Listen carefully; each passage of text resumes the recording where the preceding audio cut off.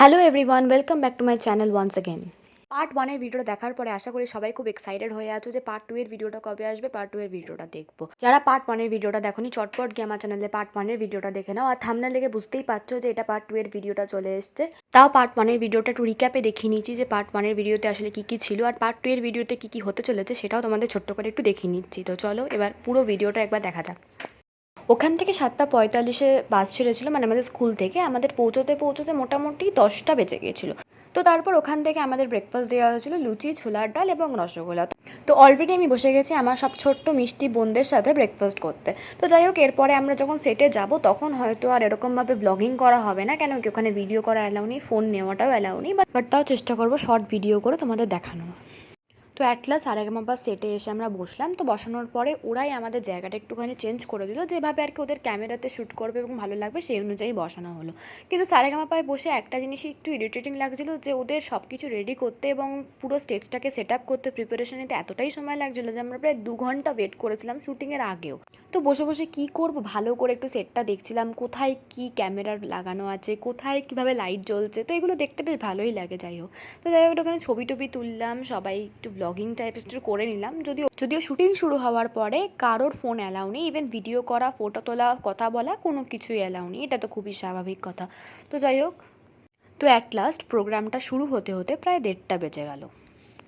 তো আস্তে আস্তে সেট প্রিপেয়ার হলো, একে একে জাজেসরা এলো। টোটাল 8জন জাজ আছে। কে কে জাজ আছে বা কারা কারা সেগুলো সবই তোমরা যেদিন টেলিকাস্ট হবে বা সারেগামাপা শুরু হবে সেদিনকে দেখতে পাবে, এখন কিছু বলবো না। তারপরে আবির চ্যাটার্জি এলো এবং সেদিনকে একটা অন্যরকম জিনিস ঘটেছিল, যেটা আমাদের সকলের কাছে ছিল একটা সারপ্রাইজ। তো সবাই মিলে আবির চ্যাটার্জির সাথে দেখা করলাম, ছবি তুললাম এবং আবির চ্যাটার্জি আমাদের সকলকে অটোগ্রাফ দিল। যদিও এটা আমার আবিরের সাথে সেকেন্ড টাইম দেখা, কেন কি ফার্স্ট টাইম সোনার সংসারে আমি ওকে অনেকবার দেখেছি। আমার সব টিচার্স, ফ্রেন্ডস এবং সবাই মিলে দাঁড়িয়ে পড়লাম আবিরের সাথে একটা গ্রুপ ছবি তুলতে। তো তো যেটা বুঝলাম যে একটা 1.5 ঘন্টার এপিসোডের পেছনে ঠিক কতটা সময় নিয়ে এরা এই কাজটা করে থাকে। মানে একটা গান হয়, তারপরে আবার স্টেজ ক্লিয়ার করে সব কিছু রেডি করে আবার নেক্সট পারফরমেন্স হওয়া। তো এইসব তো চলতেই থাকে। ওই যে জাজেস টেবিলে সবাই সবার মতন প্রিপারেশন নিচ্ছে। আর যেটা আমাদের কাছে সারপ্রাইজ ছিল, যেটা তোমাদেরকে আগেই বলছিলাম, সেটা হচ্ছে ঋতুপর্ণা সেনগুপ্ত আর প্রসেনজিৎ চ্যাটার্জির আসা। এটা আমাদের কাছে ছিল একদমই অজানা একটা বিষয়। ওরা এসেছিল নিজেদের সিনেমার প্রমোশন করতে। সিনেমার নাম হলো অযোগ্য, যা 7ই জুন রিলিজ করবে এবং এটা হলো ওদের 50তম এই একই জুটি সিনেমা। তো আমরা সবাই খুবই এক্সাইটেড এটা দেখার জন্য। তো যাই হোক, প্রসেনজিৎ চ্যাটার্জি এবং ঋতুপর্ণা সেনগুপ্ত আমাদের সকলকে নিজেদের অটোগ্রাফ দিল, যেটা আমাদের কাছে সত্যি একটা মেমোরেবল ডে হয়ে থাকবে। তো এরপর দেখা হলো এই সিনেমার ডিরেক্টর কৌশিক গাঙ্গুলির সাথে এবং এই সিনেমার মিউজিক ডিরেক্টর যিনি গান গেয়েছেন অনুপম রয়ের সাথেও দেখা হলো। তো তারপর আমরা চলে গেলাম লাঞ্চ করতে। তারপর লাঞ্চ করে বেরিয়েই দেখলাম অলরেডি তখন 4টে বেজে গেছে। তাই আমরা আর বেশিক্ষণ থাকিনি, আমরা বেরিয়ে পড়লাম আবার বাড়ির উদ্দেশ্যে। যাওয়ার আগে সবাই মিলে একটা গ্রুপ ফটো তুলে নিলাম।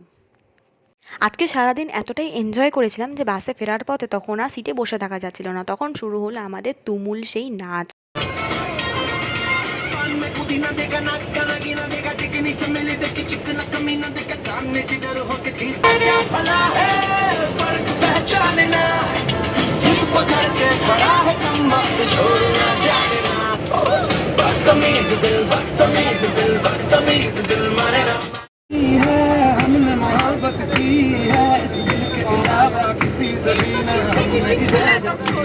তো এই ছিল আমাদের সেই পাগলের নাচ। তো কখন নাচ করতে করতে আমরা বাড়ি পৌঁছে গেলাম আমরা বুঝতেই পারলাম না। তো তারপর স্কুল পৌঁছালাম প্রায় 7:30 নাগাদ। তারপর ওখান থেকে যে যার মা বাবার সাথে চলে গেলাম বাড়ি। তো এইভাবে আজকে আমাদের সারাটা দিন কাটলো এবং সারাটা দিন আমাদের জীবনে সত্যিই মেমোরেবল হয়ে থাকবে। ভালো লাগলে ভিডিওটাকে একটা লাইক এবং সাবস্ক্রাইব করে দেবে এই চ্যানেলটা। চলো টাটা, দেখা হবে নেক্সট ভিডিওয়ে।